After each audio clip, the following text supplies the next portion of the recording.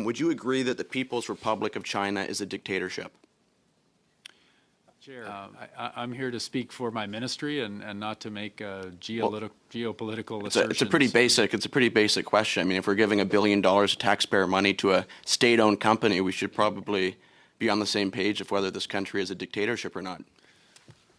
To the chair, I want to clarify that the government of Canada made an investment and created an infrastructure bank that is arm's length from government to invest in infrastructure here in Canada.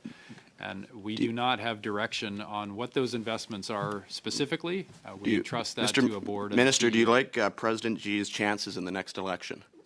I'm just curious how this is relevant back to the conversation that we're having. We're giving $1 billion in taxpayer money to a country that is a dictatorship that is abusing human rights. I think it's relevant. It's her point of order, Mr. Gunn. It's a valid point of order on that particular question. Let's try and make sure that we use the time that we have with the minister to ask questions relating to the BC Ferries contract. So I'll turn the floor back over to you, Mr. Gunn, and ask you to be more specific about issues relating to the BC Ferries contract. I think this is very specific. Mr. Minister, do you believe that the People's Republic of China is currently engaged in unfair trade practices and tariffs against Canadian agricultural and seafood sectors? Chair, I certainly will speak strongly in favor of Canadian agriculture, Canadian workers. Our industries should come first.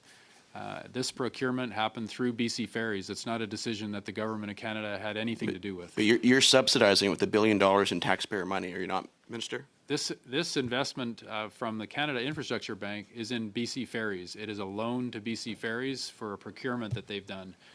So it is not the government of Canada making these decisions.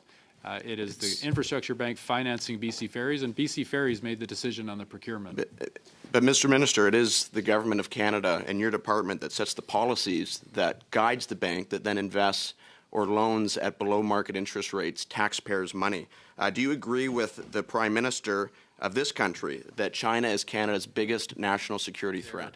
I don't see where that comes into play. It's a BC Ferries procurement decision. And well, Mr. Minister, we're giving them $1 billion in taxpayer money to subsidize a dual-use civilian military industry.